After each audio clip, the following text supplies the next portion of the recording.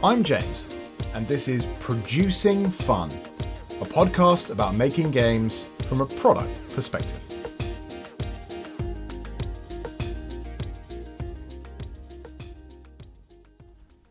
Welcome to Producing Fun.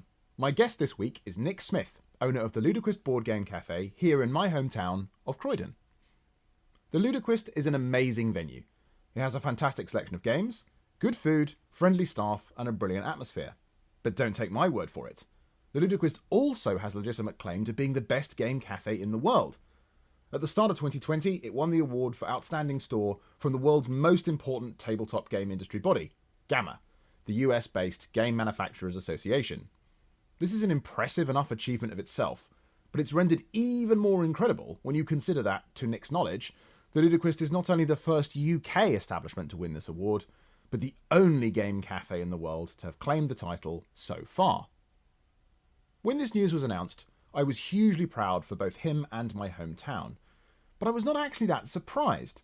The attention to detail, smart strategy, and determination to make something great was obvious from its opening back in 2017. So far, I'm yet to visit anywhere, in North America or the UK, that's better. A savvy and experienced mind at work was printed all over this venue from the very beginning. But interviewing him underlined exactly why it has been so successful. First, Nick and his wife Carrie are an excellent team, and it's very clear how much, with their different areas of focus, their partnership allows the venue to fire on all cylinders. Second, and maybe even more importantly, it's also clear that they have a truly compelling and sincere vision for a game cafe where everyone is included. From aficionados of rare heavy Euro games to Saturday night cocktail partiers, if you play games, you're a gamer in Nick's book. His drive to make sure those people, and everyone in between, all have a lot of fun is quite something. I think it's safe to say that Nick knows a thing or two about running a game cafe.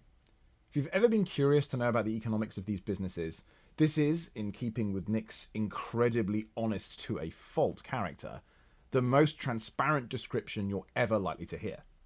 But even if you aren't, it doesn't really matter. Nick is such a switched-on, strategically minded business person. There's bound to be insights to mine here that are useful to anyone trying to make a living out of games. We join just as Nick is describing his previous venture, the IT company which provided the solid financial foundation for his foray into the world of hospitality. 95 through to 2017, I ran it, so 22 years. Wow. And then handed over to a managing director, promoted from within, handed over to managing director when I started Ludoquisting. Right. Okay. Wow. And so why on earth did you sort of start the IT company then? What was it that led you into that? Oh God. Well, that's interesting. Let's go with I was at university. Well, let's do it properly. So I got into recovery from alcoholism at age 24. Right. Having spent 6 years in Northern Ireland at university, running the student bar and drinking it dry. Right. And I came back to London, which was place of birth, and got into recovery and subsequently went back to university and actually got a degree this time instead of spending all the time messing around. Right. And in my degree, I was doing business and IT, and I was doing a project about ethical investment, which is the concept that you should buy shares ethically with a view to avoiding mine manufacturers, for example. Yeah. Or proactively purchasing environmentally friendly companies. And I was interviewing somebody about that, a guy called Charles Medower, who was an activist in that world. And he started talking to me about what I was doing as a student. And I said, I'm doing IT. And he said, do you consult? And I went, yes. And then I had an IT company. So when prompted at this spur of the moment, you're just like, well, I'll just say yes, that I'm an IT consultant. Yeah. And then thus you became an IT consultant. And that's right, yeah. I mean, what we are what we say we are to some degree. Oh, there's profoundness. But yes, that is pretty much how it happened. And I originally it was primarily around web design. Right. And I went off and helped him build his website. That must have been very early for like web Well, design, like it was at a before even stage. the big boom in kind of web design agencies that happened like a few years later, right? Yes, well, it was at a stage where I could call myself a web designer because I was a technician who understood HTML, not because I understood marketing, Right. color schemes, and fonts. Right, I see. Yes, yeah. And I very quickly discovered over the next couple of years that web design was a marketing thing, not a technical thing, and morphed the company into a technical element. So it was all about infrastructure, doing internet installs, printers, making networks work together, and that sort of thing. Interesting. So actually, it isn't that you started as an employee in someone else's IT firm. You went just straight into running your own business, pretty much. I have essentially never worked for anybody else. Oh, wow. Extraordinary. Other than like a 2-week holiday once. Right. which is very odd and unusual. I don't know if it's a good thing or a bad thing. Well, it's difficult to tell, man, because I sort of want to ask the question, well, what's it like being like that? But I guess you don't have the comparison point to having been an employee, right? I think it has negatives and positives. So the negative is I never really got taught how to be any sort of businessman by I was never mentored into being a business person, Right. if that Yeah. makes sense. And I think that probably means I can come at things with slightly open eyes and slightly odd angles because I'm not sort of relying on an industry standard manual, an internal manual, if you like. Yeah. But equally probably means I'm sure that over the years it's meant that processes have been done inefficiently because I'm not picking up on all the experience of other people having taught me. I mean, I can Google stuff and I can read the expert who says this is how you do this sort of department, but I'm sure there's a certain amount of, not having had that background that impacts on what I do. Yeah, that's really interesting. So I guess it means you're having to, or you're more likely to perhaps reinvent the wheel a little bit, I guess at times is the risk of that. Yes. But the upside is that you also don't kind of necessarily just repeat bad habits or things that do in an unthinking way. Because it strikes me that's the flip side problem, right? That's probably true. And I think, opening the Ludoquist, I'd never worked in hospitality, I'd never worked in retail. Interesting. But although you hadn't done that, as I think I said in the sort of trail for this episode, you actually won the best outstanding game, was it retailer or cafe last year? Power Retailer of the Year award from GAMA. So that's a global award of the hobby game industry. I think we were the first board game cafe to win it. We're certainly the first UK board game cafe.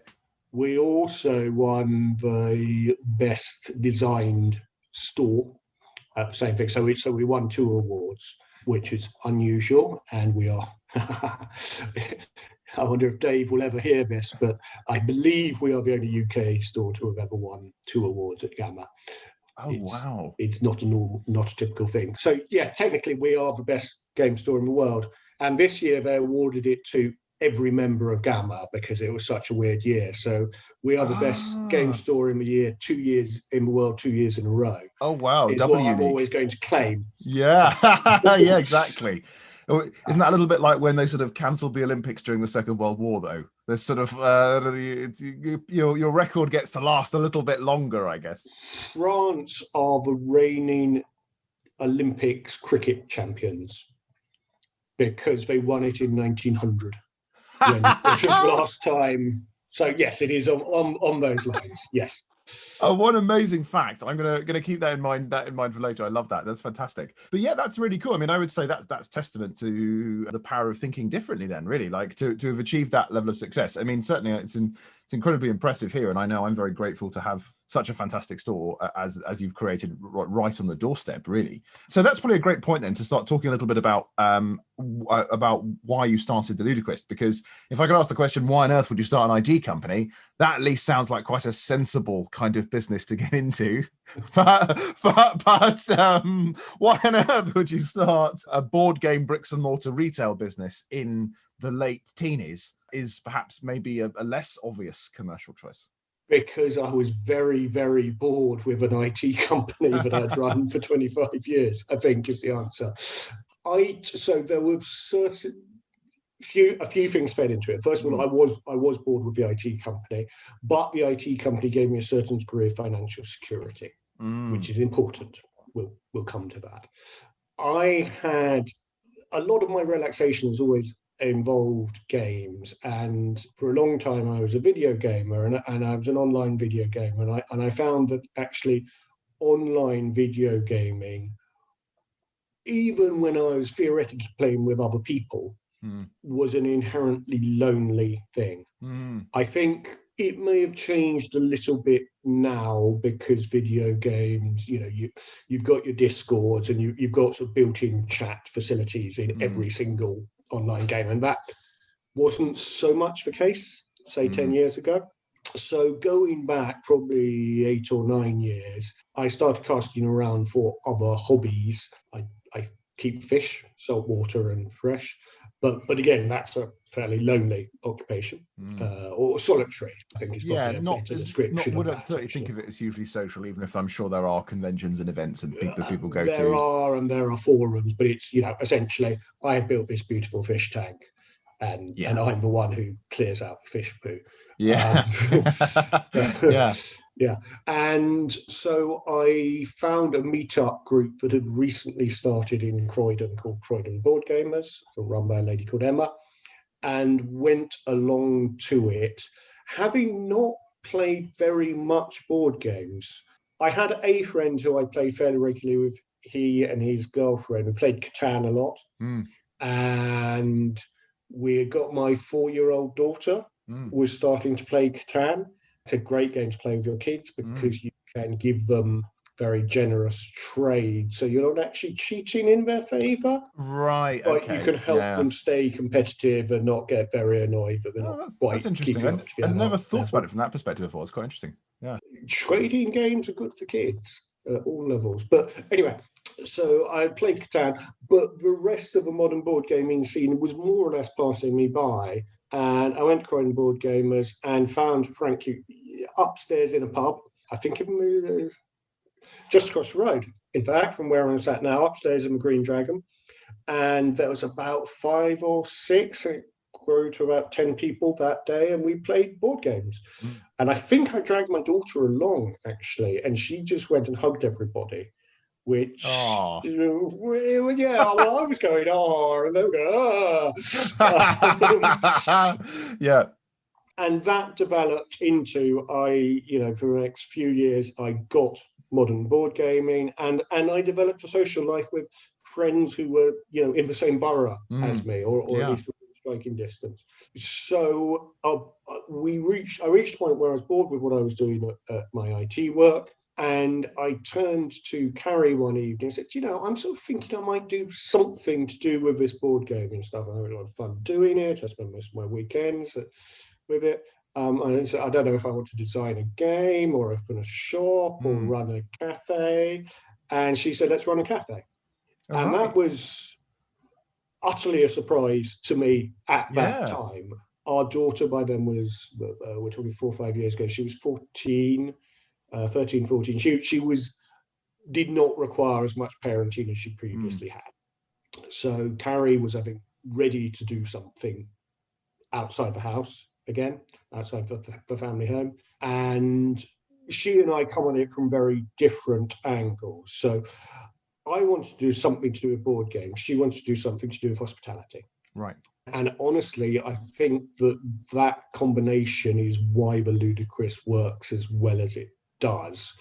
Because whenever I want to fill shelves with Warhammer minis and put up posters advertising the latest cool game, she is going, no, what you want is this place to look beautiful, because then when non-gamers walk in, they won't be terrified and they'll think it looks cool.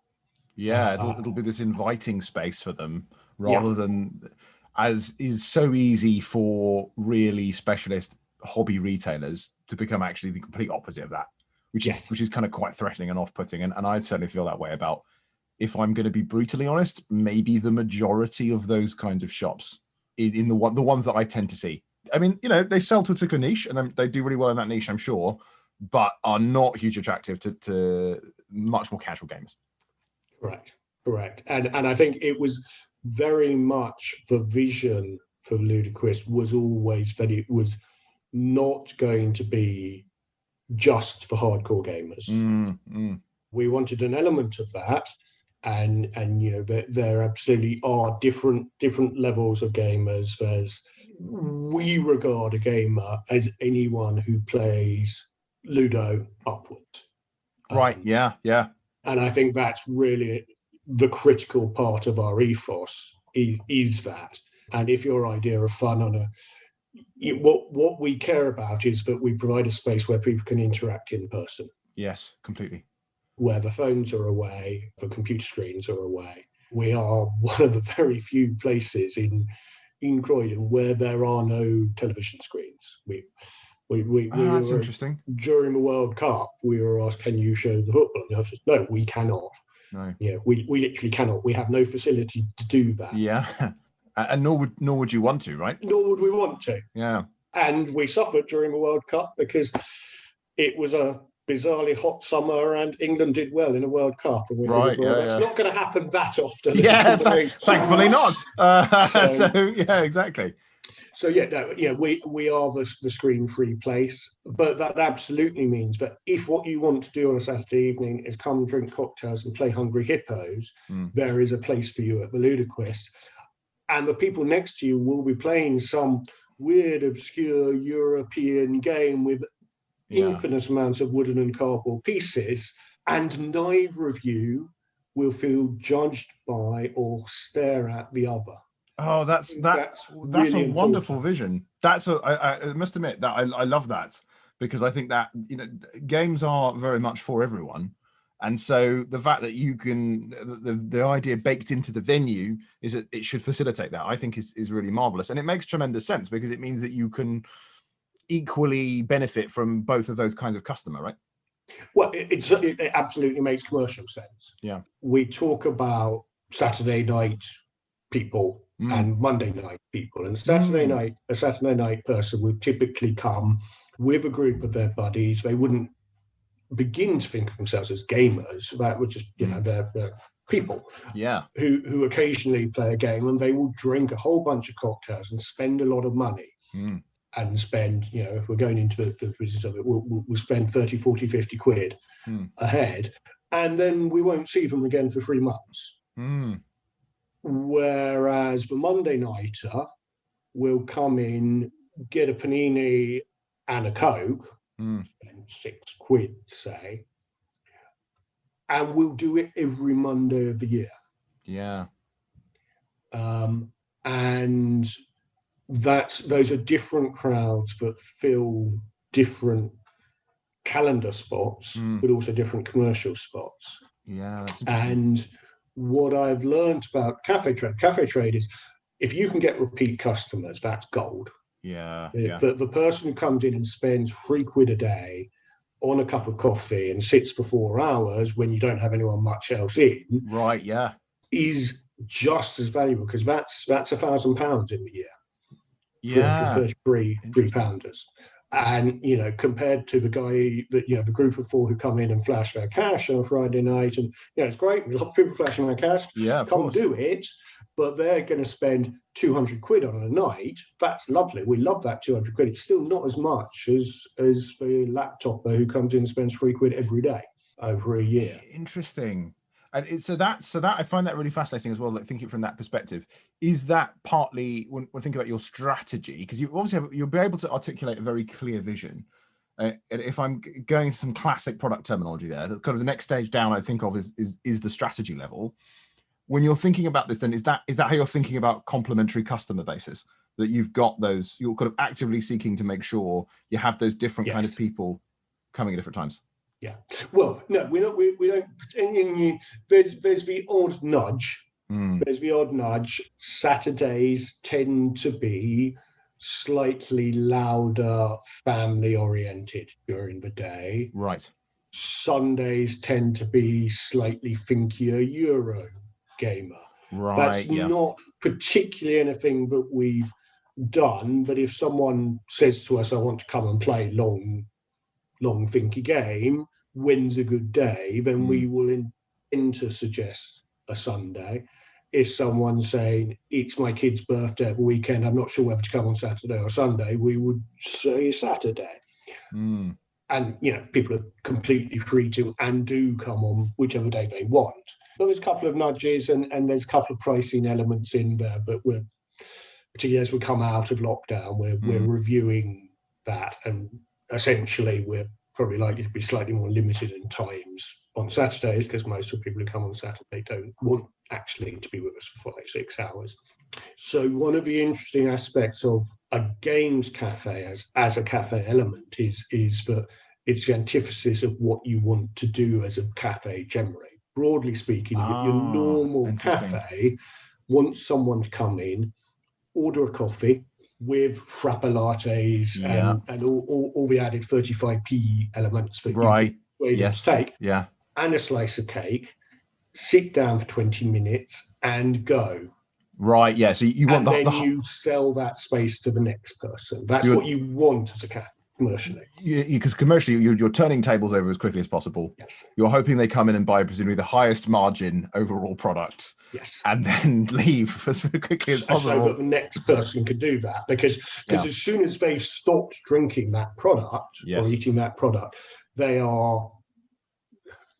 I'm making inverted commas. Yes, of course. They are useless to you as a customer. Yes. If we're talking about pure rate of return economics that is true, isn't it? Yeah. They're no longer, unless they're compulsively buying more and more from you every 5 minutes, they're no longer contributing to additional revenue. Yeah, I mean, actually, that's not entirely true. If they're sitting in the window and looking good to the outside world, then there's an element of that as well. But in pure cash terms, they're not.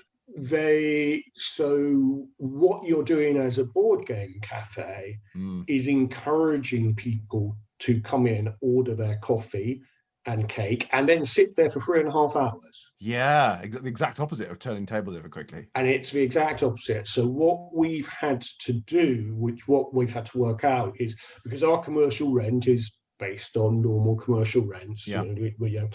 Our landlord is just a normal landlord, and we pay the same rates as an ordinary cafe. There's no economic exceptions for the fact that we have a slightly different business model. So we've had to try to maximize the amount of times that we make money on. Yeah, makes sense. So we're open on a Monday, where a lot of small cafes are closed on a Monday, because we need that extra 1/7 revenue. Yes. For it to make sense. It's not 1/7, it's a different amount of money. It's a quite a bit of Saturday, and I guess does that partly work because you actually do have your Monday evening person that you were discussing, who is actually presumably is actually coming to browse the games, to play the games, have their panini and a Coke, and actually they're kind of contributing in a way that maybe also other kinds of cafe just wouldn't have that kind of customer in quite the same way? Very possible. I mean, so our meetups, so our organised social events, and we're talking about pre-COVID, I suppose, are broadly Monday through to Wednesday. Right, which would be the slow times in hospitality normally, right? So slow times in hospitality.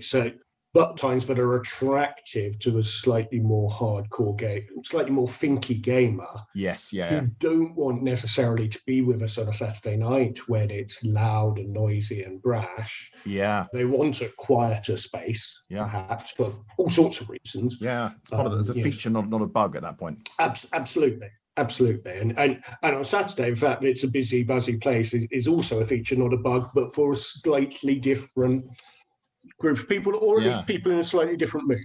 That's the other element of that, of course, is there's nothing to stop Bob once every 3 months coming out with the guys and having a few drinks on a Saturday night and playing some lighter stuff, and that happens. But it's a different mood, I think, is the essential of it. Yeah, that makes a tremendous amount of sense. So partly then this is partly about thinking about the market and who you need to kind of fill what spots. But you say can't nudge it too much. I mean, obviously, when it comes to people making bookings, you can't say, "Oh no, you're not allowed to come on this Saturday." No, there is no Catan on a Saturday night. It's not a feasible. Exactly. thing. Or just to tell them, I don't know, like, I've already got the correct buyer personas for that day. So I need you slot in a different segment. So I need to come another day. But that doesn't mean presumably there aren't things like pricing around how, for example, you've got a pricing structure around game charges, food offerings, that kind of thing, that and events, right? All of those things can help shape that. Absolutely. So, I mean, so broadly speaking, and this will vary a little bit with the weather and the time of year and time of month and all that. Broadly speaking, we are full most Saturdays, most Sundays, more or less from lunchtime through more or less to the evening and Friday nights. So we don't run weekend events at all, which is very unusual in the game space, because typically it's Friday night Magic, it's Saturday morning Pokemon.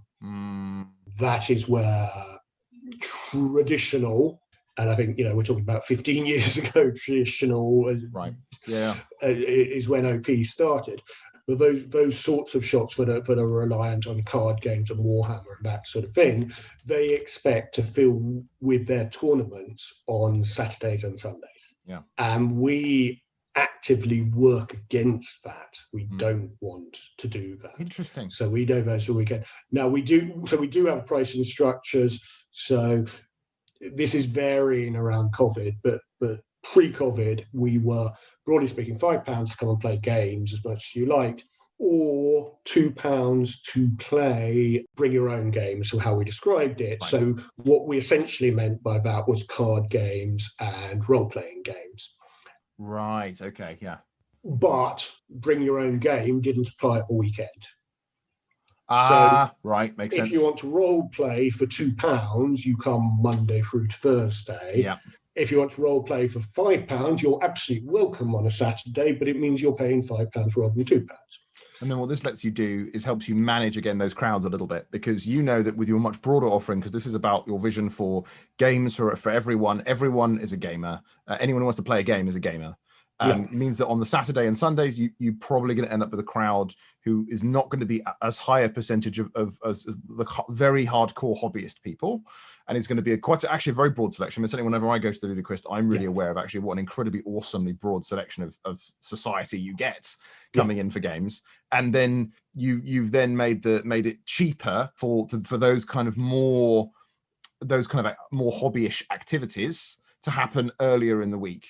And then that helps you manage that between the two things. Yeah, absolutely. And there's some demographic and economic effects that sort of spring from that. And we also have memberships which can apply in different senses at different times. So there are ways we nudge people, but it is very much, I think it's very important that it's a nudge. We're not, if you want to come and play Magic with us on a Saturday night, you're absolutely welcome to come and play Magic. Just be aware it'll be noisy, there'll be somewhat loud music, and people will be drinking cocktails around you, and it's going to cost you £5. Yeah, exactly. And that's not the typical Magic environment, so people generally don't do that. I mean, we don't get very much Magic played with us at all, in fact. It's quite rare that Magic is played. Not that we have anything against it, but equally we don't push towards it.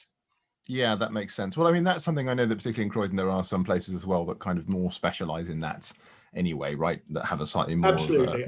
more of that focus. Had this is worth discussing, I think, because again, your traditional organized play retail store for the last while has pretty much depended on getting a groups of Magic, Pokemon, Yu-Gi-Oh! And similar trading card gamers who come in regularly, possibly pay a small fee to play, but certainly pay a larger fee for tournaments, and selling them cards. That has been the strategy for a lot of shops, and still is, absolutely still is. And I think that's been very clear through lockdown. I'm in various groups, and it's, everybody's sales of card games have hurt, because why would you pay retail price to the store you can't go and play in when you can get it cheaper at the online store 200 miles away. Yeah. So why do we not encourage that sort of play? Because it is quite exclusive. If you walk into a Magic tournament, you will see row after row of, as it happens, mainly male. Yep. Not quite what it was, but it's still mainly male. Yep. People facing each other one-on-one, focused on them. Yeah. Who, not in any deliberate way, are excluding you because their back is to you. Yeah. And they're not interested in you at all. They've got like a hyper degree of focus on the game, right? Because they're completely focused on their game. And if you walk into that room, you are not going to feel like it's a welcoming room unless you really understand that game already. Yeah, exactly. Yeah. And you can mitigate it. You can have a host on the door who is going to welcome you in and help with it. But still in all, the atmosphere you walk into is not a welcoming one. Whereas walking to us, there'll be some people desperately trying to think of a new Scrabble word. Others are going to be laughing about a Cards Against Humanity joke. Others will be playing their focused Euro. But even that's 4 or 5 people, and one person is really thinking about their turn, and 3 or 4 of them will be chatting and joking around that. It's a much more open environment. That's a really fascinating and important point. I think it's really interesting you raised that, because that immediately made me think about how, even as you say, the body language associated with people playing Euros is a bit different because of the way that it's a whole group experience. Generally, if one person's taking their turn, most of the way these games are structured, that means several people aren't. So there's a little bit of conversation, table talk going on. Another thing that I've noticed increasingly is that because the general visual quality of these games has gone up so much, maybe in the last 10 or 15 years, they're appealing to people, to everyone. They see a lovely big Euro game being played, and actually people who otherwise don't have a lot of interest, I've often noticed, will go like, oh, what's this? And they'll take an interest in it. Absolutely. I mean, honestly, one of the criteria for selection for our games library is what's its table presence like. So over lockdown, we bought a copy of Holy, which is HOLI. Okay. And it's based around the, I may get this wrong, either Hindu or Indian festival of colour throwing, where people throw colours in the form of either dyes or powders at each other in the street. And so that's actually not very relevant, other than the actual board for Holy is a 3D board. It looks like a 3D chessboard. Oh, cool. And you put it on a table, and you're putting lots of different colours on it. And in its essence, it's just an abstract. It needs to be at three levels, but it looks amazing on a table. Yeah, I'm just taking a look at it right now, Googling it, and it does look, I could say, incredible. These 3 layers that you've just described, and the amount of colour in it. I can imagine that just looks so impressive, sat that out there. Yeah, and we will often, buy a game based on, is it going to look cool if someone walks past it? And that's not probably a very, in any other world, that's not a great purchasing criteria for a game. Obviously, it has to be a decent game as well. Obviously, sometimes we get it wrong, and sometimes it looks really good, and it's Dark Souls. Yeah. That makes it makes a tremendous amount of sense, though, that you would take that kind of approach with it, because I think, as you said, overall, what we're saying is that this kind of deliberate choice of an overall strategy that is more likely to favour those kind of games is partly because it makes a huge sense in terms of making people feel included, because they are by their nature, the way they are played tends to be like that, right? Because it would actually be much the same, I think, if you were to walk into a chess tournament, right? Which is that again, one-on-one, hyper levels of focus, everyone's being very quiet. Yeah. Even though that's a game that has an enormous number of people know how to play chess, or have been exposed to it at some point in their lives, more than Magic the Gathering, it still would be a really not great environment for an entertainment venue, right? Absolutely. And if you walk into a chess tournament, unless you're there for the chess, you're in the wrong place. Yeah, exactly.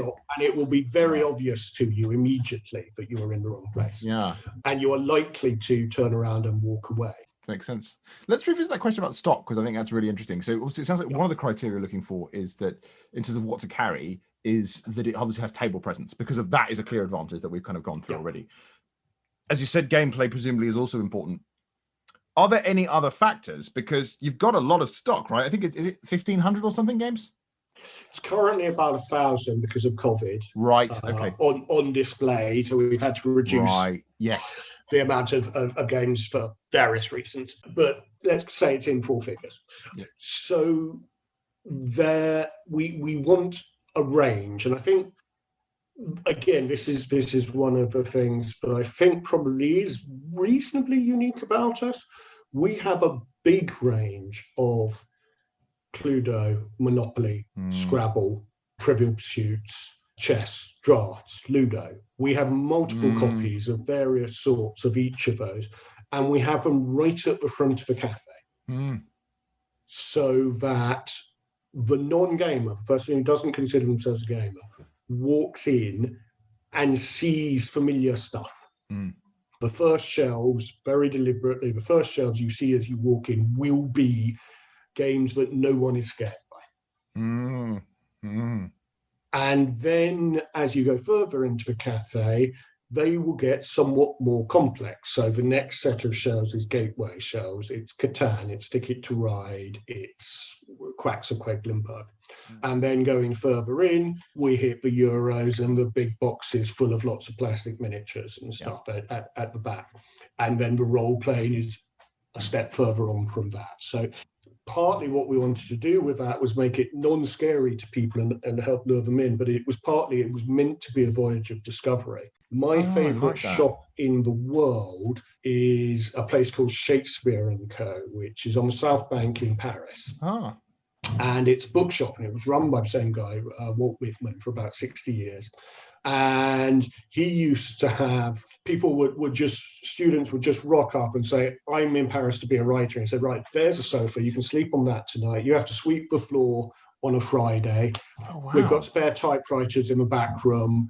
And he made his money, though, by selling books. That's what he did. But he was, he was an absolute sort of throwback to a Parisian 1920s or something. Yeah. And that place was just this old higgledy-piggledy exploration. You would go up winding staircases that might or might not end in a room.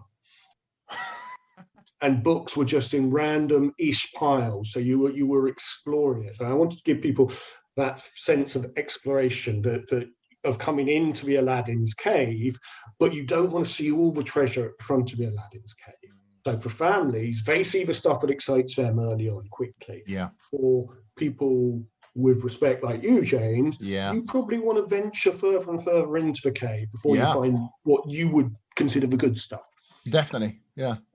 So we then, that isn't an answer to your question, it's background to the answer. Within those broad groups of family, kids, family, gateway, we try and fill categories. So we want cooperative games, we want racing games, we want conflict games. Then there's a certain amount of hotness. Is it hotness?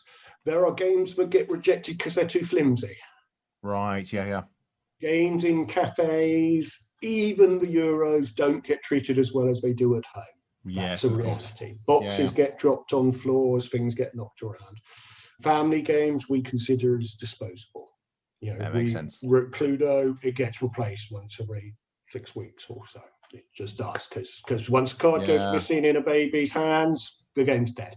That's it. That I hadn't really even considered that they're not even really assets, I guess, are they? A lot of the games, because they get destroyed quite easily.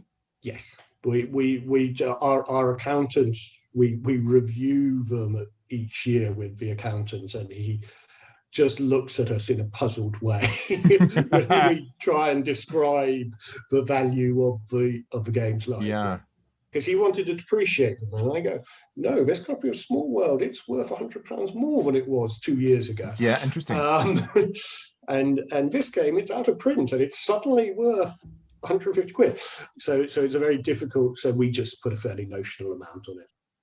It makes sense, because it must be very difficult for the accountant to decide, because as you said, what you've got there is a very weird market where the family games are, as you said, effectively disposable items, where you get X number of uses on average out of a copy before it's ripped up and needs to be replaced, because, well, they're often being handled by children, and that makes total sense. And then you've got some games that are like collector's objects that actually can appreciate in value over time. So two very extremely different ends of that. We honestly, we come up with a fairly notional amount. Yeah, it's just an there approximate are ways to import your Board Game Geek collection in to get a number. Right, yeah. And we did that when we first did it. Honestly, our Board Game Geek collection is a couple of years out of date now. So there's a lot missing from it. But I think, I think actually, that's another important element you mentioned. You know, the things that are collector's items, we have them on display ready to play. Yeah. And it's terrifically important to us that games should be accessible. And we have games out there that people go, hey, they see it on the list and go, well, I assume you have that under lock and key. Yeah. And we have to specially ask for it to come from the safe place. And we go, no, that's the wooden chest of 10th anniversary Catan, and it's worth a lot of money, and it's lying there, and you want to play it, you play it. And actually, there was obviously a concern when we opened, how much of this stuff is going to get nicked, right? And the answer is almost none. Oh, interesting. So far, touching wood, it's not. For people who understand the value in it, aren't going to nick it. yeah, makes sense. And the people who don't, I mean, the only thing, we had some Sentinels of the Multiverse cards. Some random guy shoved in his pocket, and we kind of assumed he thought they were Pokemon, and had heard that Pokemon were going up in value, or Magic or something. And, right, yeah. And we thought, good luck with that when you get home to eBay. Yeah, that's just, sorry, but you picked the wrong game there, mate. That's not gonna generate any of those kind of sums. Well, I mean, that's really great. I'm so glad to hear that, because I think this is the great tragedy of board game collections, is that they get glass cased often purely by accident, which is that people are buying so much more than they're often getting around to play, that actually things don't get played, and it seems really sad to not have games being played. So that's really, really great that you've got the attitude to have them out there, even when they're sometimes surprisingly valuable copies. We are not a museum. Yeah. I mean, we have got a couple of cases with a couple of very interesting things. We've got a game that got published in Croydon a mile and a half from here in 1934. That's in a case. Oh, wow. I'm surprised I'm not showing it to you. It's apparently quite well thought of. It's it's a sort of 6.8 on Board Game Geek, which for a 80-year-old game is pretty good. Is pretty impressive. Yeah. And we have an unpunched version of Bus, the first work placement game, first edition. Right, yep. And stuff like that, which is under lock and key. But it has to be very, very special to reach that level with us. And if we're being honest, probably I'm guessing in both of those cases, we're talking about games where the object is obviously itself of a kind of very high value, and it's of a lot of interest as a historical object. But the game, they're much more likely other people be wanting to play other games. Yeah, no, right? Absolutely. The 1934 game, I mean, I don't think it has any intrinsic value. It might be worth 20, 30 quid to an antiquarian, but it's not board game level of value, modern board game level of value. So what about, when thinking about the revenue streams of the cafes, if we come to that question of, you've got these different sources going on, because you've also got a retail store, as I understand it. Yes. What I'd be really keen to know is how the revenue streams contribute. So like what actually makes the money in a board game cafe? Where is it coming from, and how does that work? Okay, so again, I think we have to go back pre-COVID, because the answer for the last year is it doesn't. It feels like on almost all of those things, you're a closed down hospitality establishment certainly for a period anyway. To a large extent. I mean, we as a cafe, we've been closed for 8 of the last 13 months, right? Yeah, like that. So the majority of the time, with a certain amount of outdoor, and we've opened as a shop recently for the last 6 weeks, and we were doing, and that weird period in December when we went through tier 1, tier 2, tier 3, tier 4 closed in a 3-week period. Yeah. Oh God, I remember that. Yeah. and trying to cope with that bit. So actually, just to pause you there just a second. Yeah. So let's come back to that question of COVID, because I think there's a whole lot of questions there that are all related that I'd really like to talk about, because it does seem to me like the kind of pre-COVID cafe and hopefully the after-COVID cafe. Yes, we hope it will be the same. So almost one entity, right? And then the sort of COVID era thing is almost a different business in some ways. So yeah, it is. So let's definitely come back to that as a whole, because I think I know there are actually several listeners have asked questions about that already. But I'd love to understand more about like the fundamental core economics of this. So the pre-COVID issue. So as we discussed, we have the wrong model for a cafe, which is high turnover. Yeah. That's not what we do. So we, first of all, we talked about, we stretch out the week. We stretch out the day. Many cafes essentially give up at 2:00 in the afternoon. We are running from 11 o'clock in the morning through to 11 o'clock at night. Yeah. So revenue streams there's three bits of revenue. There's game sessions, which are £5. Again, I'll just stop saying pre-COVID. Let's just go. Everything I'm saying is pre-COVID until we come to the COVID section. Yeah. Okay. So it was £5 for all day, for as long as you liked. Lots of people would only come in for a couple of hours and would pay that, and for as many games as you liked. And that is a not insignificant chunk of revenue. It's about 15% of turnover. So it's not insignificant, and it does have the advantage of no directly attributable costs to it. Games sales are about 10% of turnover, or were about 10% of turnover, but a very poor margin. Now, my margin is better than some online discount sellers would do, but compared to game sessions where I have 100% margin, so having a 20% margin or a 30% margin is relatively small. And you're talking about the kind of gross margin here, right? So that's like on the cost of goods. Roughly speaking, I would buy a game for £5. Yeah. I would sell it for £10, but of that £10, £2 belongs to the government, and I would make £3 on it. Makes sense. Very, very broad. It will vary from game to game, and on average, that's what we're talking about. That's not even on average. Median rather than mean, something like that. Right. But yes. All right. On average, yes. Yeah. Exactly. So very roughly speaking, then food and drink is 65-70% of sales. Right. And food and drink is what we are. We are a games cafe. People come to us for games. The money they spend is on food and drink. Margin on that is variable. I will make better margin on a pizza than on a pint of beer, but I have more labor involved in the pizza than in the pint of beer. Right. Yeah. Makes sense. And again, I think I was fortunate. Croydon Council sponsored me and about 15 other people on starting a food hospitality business course about 5 years ago. Interesting. Run by an organisation called GCDA, one of whom was based in Croydon, and they're largely based in Greenwich, and that's where they do the core of their work, but they came into Croydon. And that was actually really useful, really, really useful. It's very good. And they, you learn about food margin.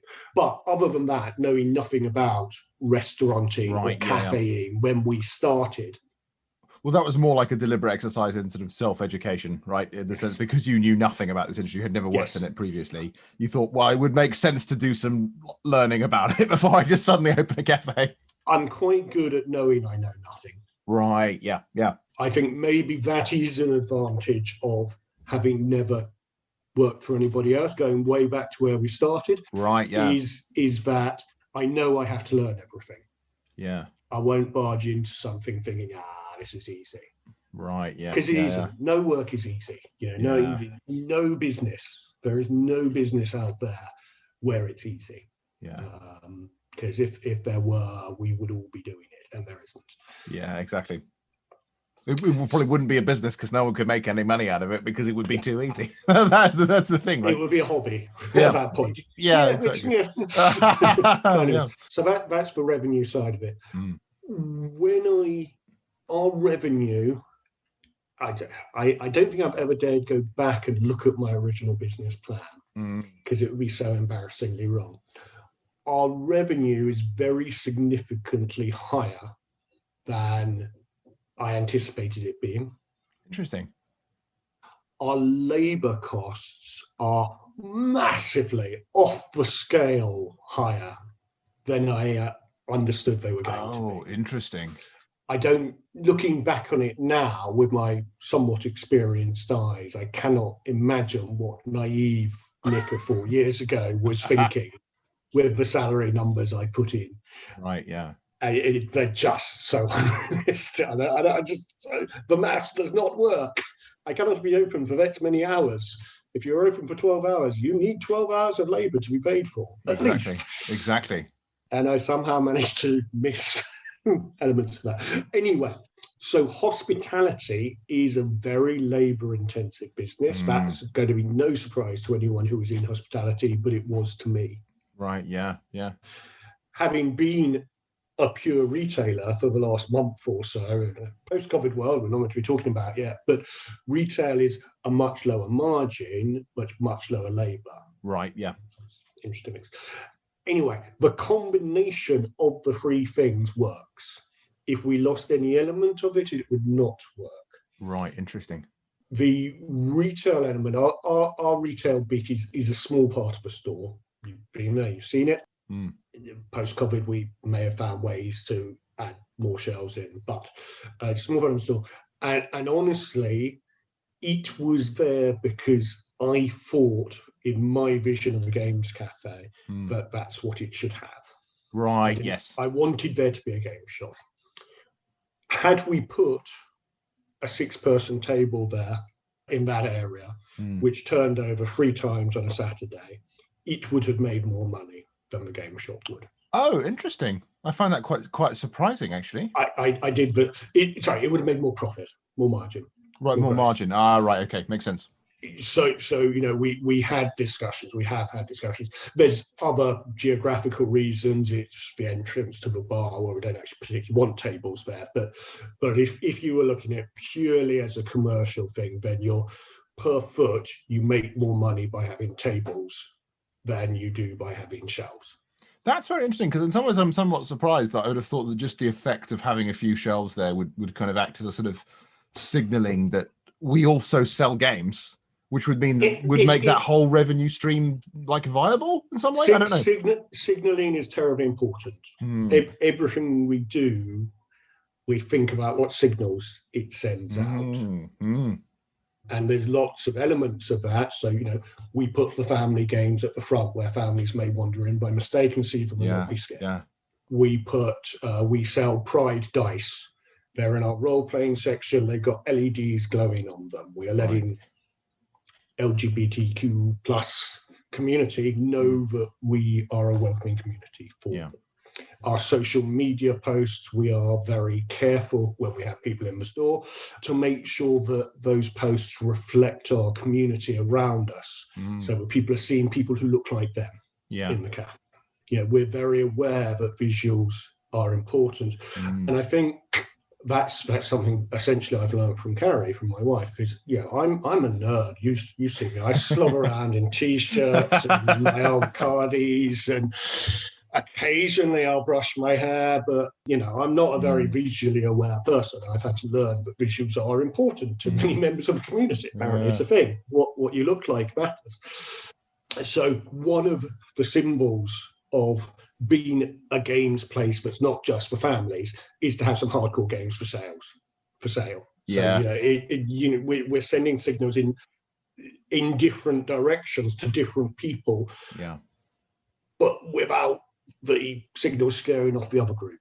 Right, that's exactly it. But I think that shows you the complexity involved in creating an inclusive atmosphere, because you have to be, as you said, sending out the right positive signals about some things, and making sure that they're not dominant so much that they begin to exclude other people, which is, it sounds to me like a kind of a real art, making that work. It's yes, and it's work, and I think so. So I think I slightly dodged how I said this earlier. So let me be more explicit about it. After we were open for about 6 months, we came to a realization, and there was a thing that was nagging at us, and we sort of looked at it and looked at behaviours, walked in, and what we found was that Croydon is a very multi-ethnic community, and we found that Black people would walk in, look around, and walk out. Interesting. And we went and talked to some local community activists and local community businessmen. And we came to the conclusion that there was an odd and irrational thing that the Black community felt they didn't have permission to go into what they perceived as a white place. Oh, interesting. And permission, I'm using that in a very broad, not apartheid sense. Yeah, but, exactly. But it was a feeling, an instinct. And it's an unconscious thing that you walk in and think, this place isn't for me. Yeah. In the same way as if you'd walked into a place full of magic players, you might, or chess players, you might feel exactly. It's not for you. Yeah. And because, we I think we're sort of 40% Black in Croydon, something like that. And as a cafe, we were 5-10%. Yeah. So we sat down with people, and they basically said, look, what you need to do is every time there's a Black guy in here or a Black lady in here, take a photo of them and put it on your social media. And we haven't done it quite as blatantly as that, but we would used to do Saturday night group shots of 4 or 5 tables, and we would be very careful. We picked up on what it was saying. It wasn't yes, we made sure that we would have some Black people in the shot, we would make sure we would have women in the shot, we would make sure we would have people in wheelchairs in the shot, so that people go where they see other people who they feel are like them. Yeah, yeah. To a very large extent. Well, that's because it's a dare I say it's like a default mode thing, isn't it? So it's because it is. I think from what you've described anyway, your investigation into this, it's an unconscious thing. And so, when there's one thing when we're making our minds consciously about something, when it's an unconscious response, people make decisions quite automatically. And as you said, a common one is if you regularly don't see people like you in a situation, it would be very understandable to have a certain response of, oh yeah, that's not for me. Yeah, absolutely. And the flip of that is if I show you that there are people who look or feel like you, then you're more likely to walk in. Yeah. And frankly, this is just not everybody in our area in hospitality goes the same way as we do on this. Why would I not reach out to the money that's represented by everybody? Yeah, completely. Why would I? It's not that hard work to be inclusive. Yeah, it really isn't. I don't think it's quite right to say that we are the gay bar in Croydon, but we were asked on Saturday evening a couple of times. We were saying, where essentially, where can I go now at 11 o'clock? Right, yeah, interesting.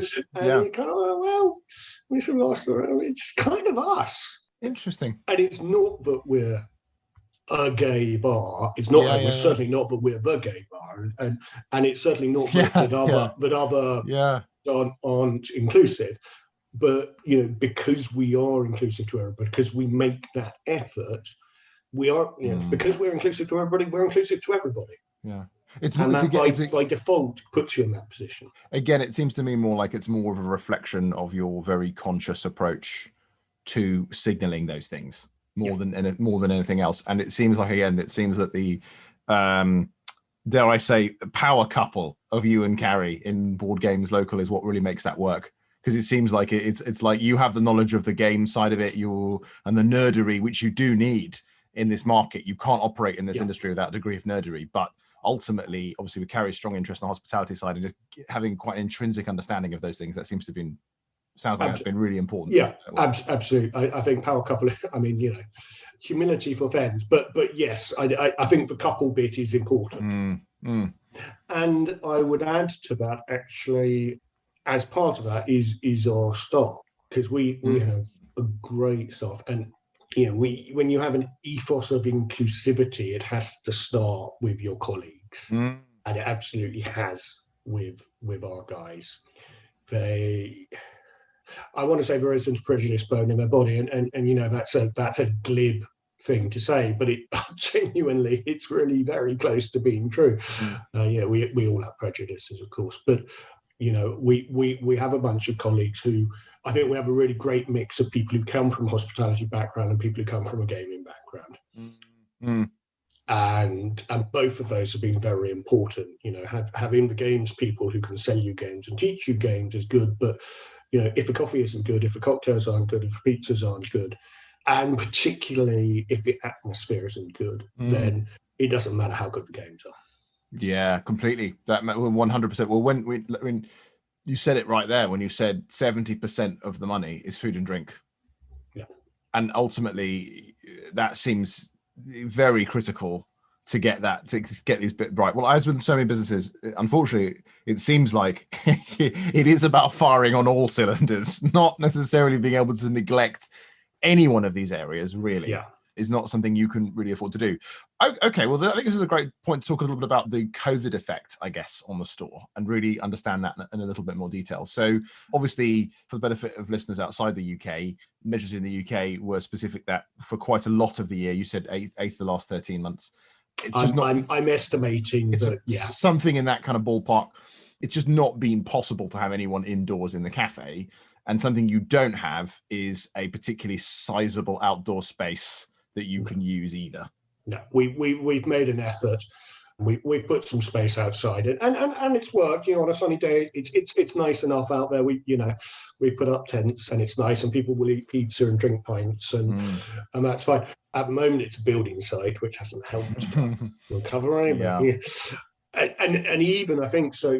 We've been literally closed for 7 or 8 of the 13 months. For the rest of the time, in order to maintain social distancing, we've had half the seat numbers that we previously had. Which is, must have a dramatic effect on viability and in terms of as in for the long term, right? Having those kind of numbers. It's not viable. Yeah. Is the answer. I think if we go back to February, March last year, we've been terrifically lucky that I have a friend from university who I described in a post as an epidemiologist, because he was warning in January. He said, what's going on in China? This is real, this is bad, and you need to prepare for a storm. This is a man who knows what he's talking about. Yeah. January last year. I said, I wrote an article based on his advice at one point. I said, our epidemiologist, he said, no, I'm afraid I'm not an epidemiologist. I'm just a biosecurity consultant. That is the best job title ever. Love it. Amazing. So he has been he's given freely of his time to advise us through a lot of the last year in terms of our security. Right. We closed down before the government told us we had to, because in some ways I think I may look back at it now and think that I was awfulizing in March last year more than has actually been the case. Right. Yeah. I thought it was going to be worse than it has been. We put boards up on the window when we closed down because we really did. I did have a vision of Walking Dead apocalypse. Oh, interesting. Yeah, fortunately, it wasn't that bad. Well, I certainly had a vision of breakdown in civil order. Right. Yeah. Well, which is why you would put the boards up. That makes sense, right? That if it had been a much bigger catastrophe, or the fatality rates had been much higher and had affected a broader section of the population, that's not inconceivable. That has happened historically. Yes, absolutely. No, my assumption was that it was going to take at least 18 months to get through this. And so I started doing maths about how we were financially going to get through. Right. I did not expect the level of government intervention that has happened. Oh, interesting. Okay. I think it is unique certainly in my lifetime, and I think generations before. I think it is pretty much just historic. Yeah, it's just historically. Yeah, I don't think a government. It just is. I think debt ratio has reached the same level that it was in 1945.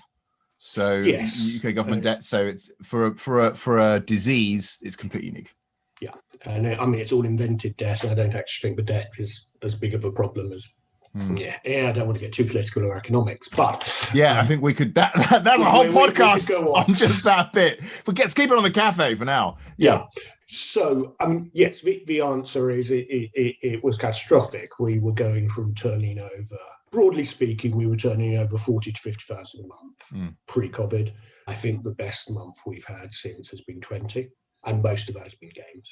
Right. So our games sale, we had learned a lot about games retail, about online games retail, and about how to sell games in store, because we've had space to sell it. So our game sales are now broadly 4 times what they were pre-COVID, certainly 3 times. So that is a good thing. And I think that will probably sustain, because we've got better at buying the right stuff, better at selling the right stuff, better at presenting it. Our online presence has gone up dramatically, particularly in some niche areas. Has that been the majority of the sales that you've been making, have been online sales? Yes, because we've been shut. Oh, because yes, I mean, yes, of course. During those periods, the last 4 months, we've been open for 3 weeks. But is that true? Even though, because I know you've just recently, and in the weird December period, converted it into a retail store from a cafe. So is it now the case that it's still the highest amount of revenues coming from online? We opened on 12th of April, so it's nearly been a month. Oh wow! It shows my time perception. So you've not really even had time to really know if this is. No, I don't have a month's worth of figures to tell you. Yeah, I think our walk-in sales have been not bad. I mean, they wouldn't sustain this sort of premise long term if that's all we were ever going to do. They wouldn't come close to it. Our online, basically, we've created a couple of niches in a couple of product lines online, which have sold really, really well, and we hope will go on selling really, really well. There's some games that I'm particularly enthusiastic about, and I'm involved in those communities online because it's all been online. So we've been selling stuff there. But we're still selling more online than we are in store right now.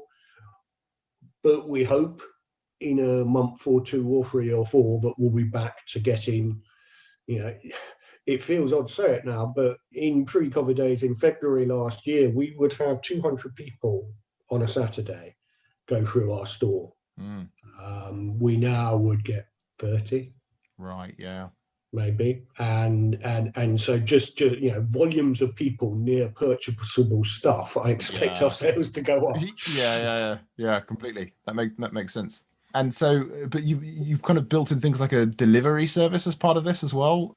So when lockdown happened in March last year, we didn't do online sales through post because we used Royal Mail, and our understanding was that Royal Mail were struggling and that there were frankly more important things for Royal Mail to be sending out.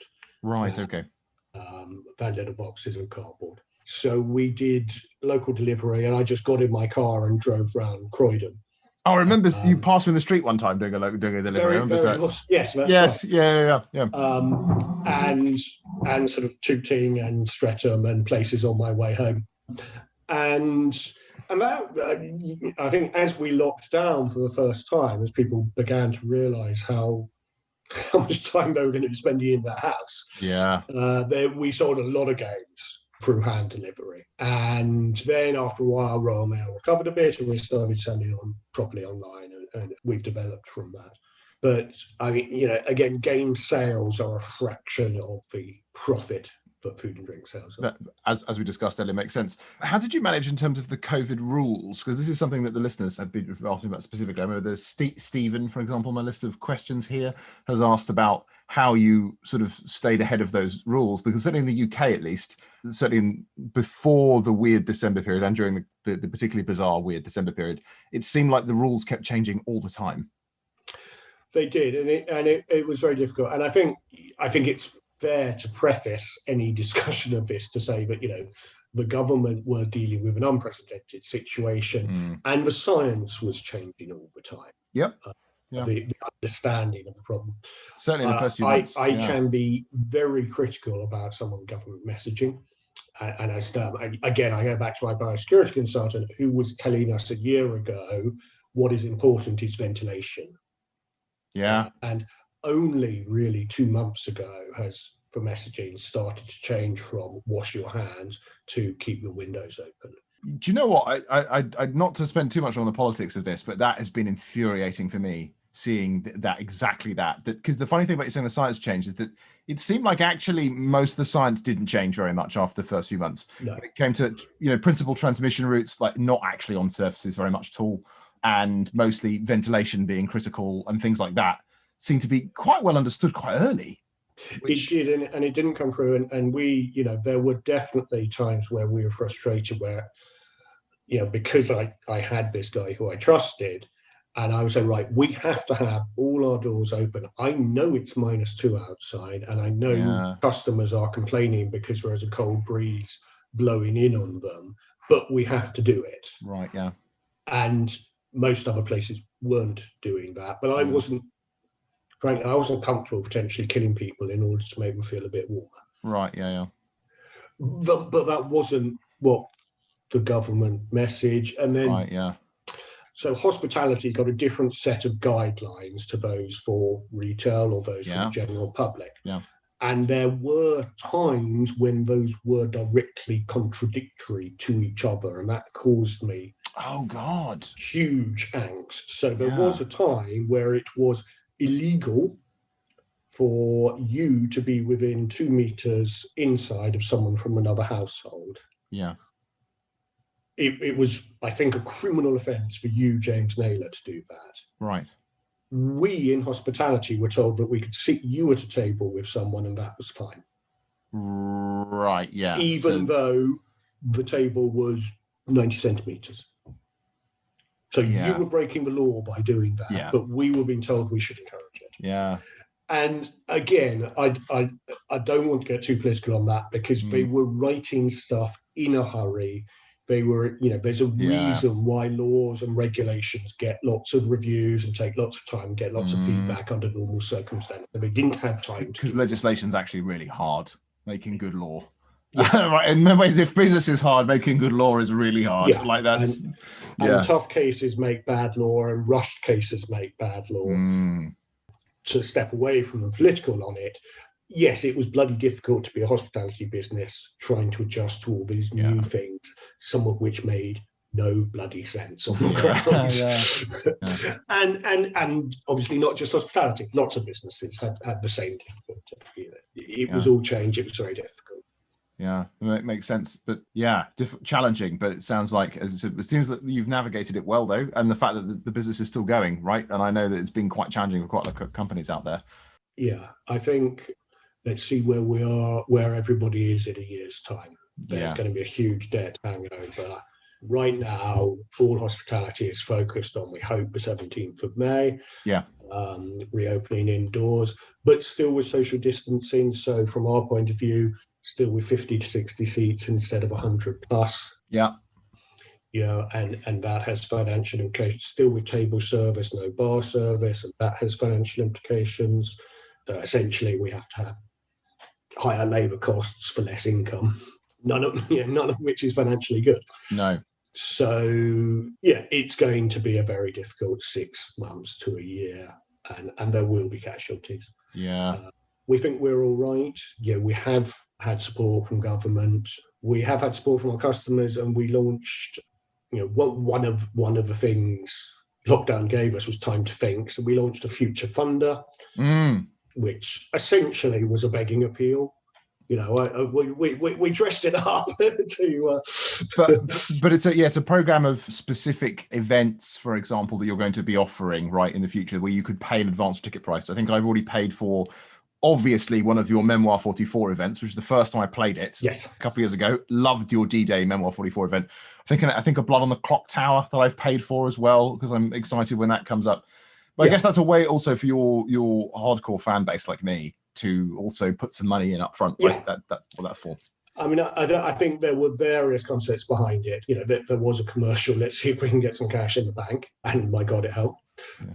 but there was also, it is going to be a dark winter. Let's give people something to look forward to.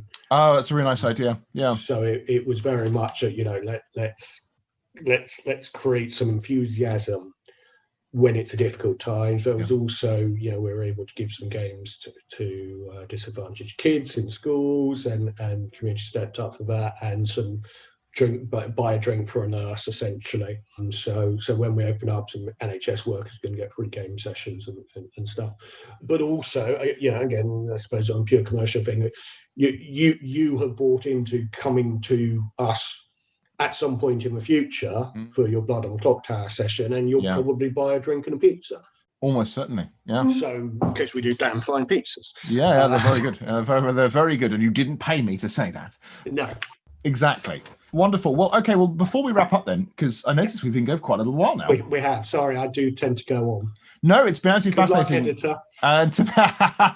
It's been fascinating. And there's quite a few things still on the list that I'd love to talk to you about. And maybe at a future date, it would be great to have you back. And I think particularly if you're up for it, looking back on, sort of 6 months after reopening, hopefully, cross fingers, how things have gone and how things have changed, absolutely. I think would be a great update on that kind of thing. Would be really useful. So just before we go, just I guess a couple more just listener questions then would be really nice. Quick fire. So definitely quick fire round stuff here. So Alex asks, what's the most surprising hit been at the Ludoquist of a game?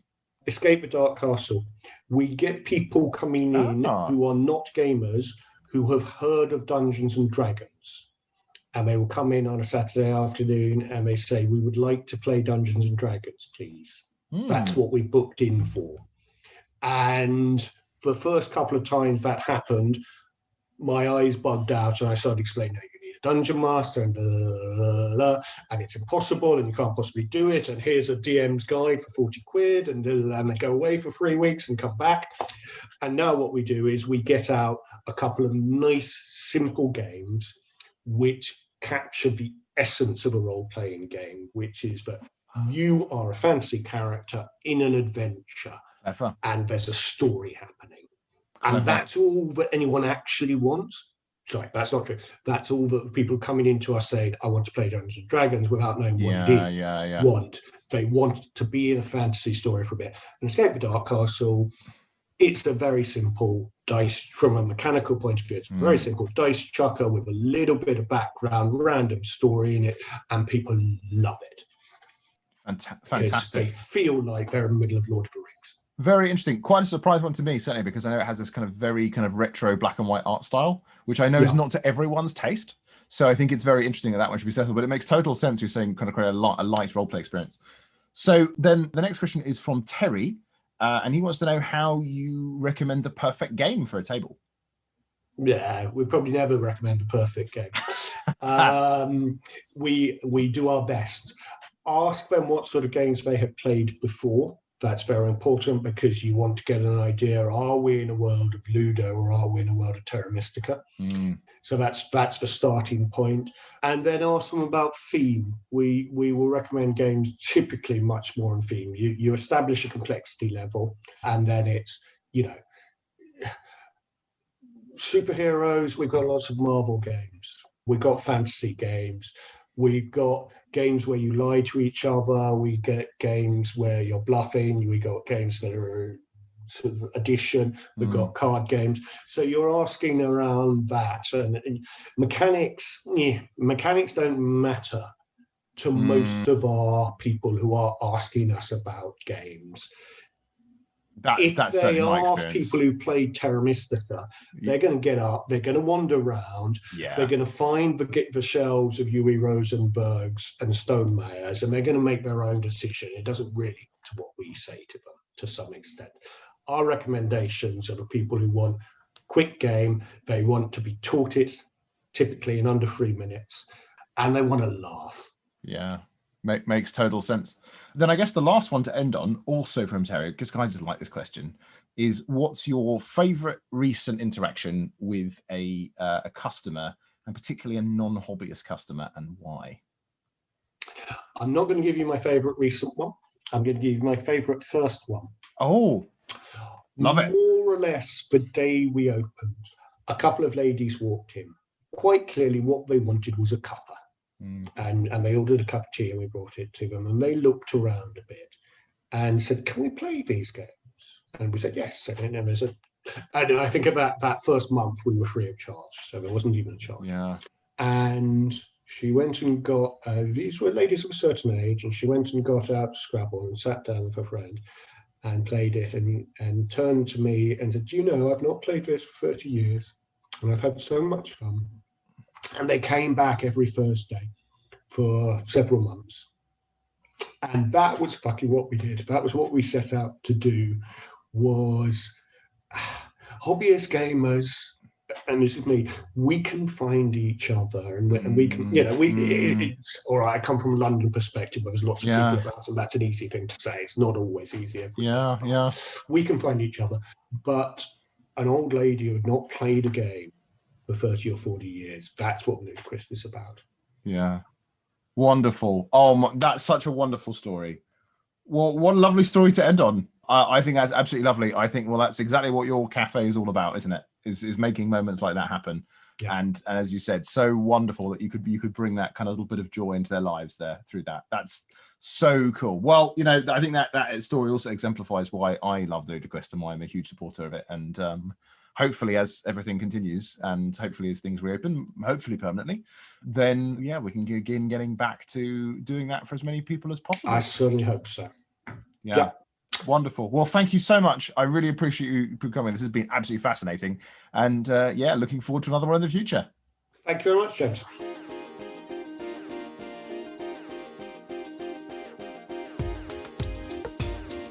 Producing Fun is produced by Naylor Games. If you enjoyed the show, follow us on Spotify, Stitcher, or other major podcasting platforms. Remember, Producing Fun is also a product, and it thrives on feedback. So please leave a review wherever possible, or simply send me your feedback directly. You can message me on Twitter @NaylorJames, or write me an email, james@naylorgames.com. Until next time.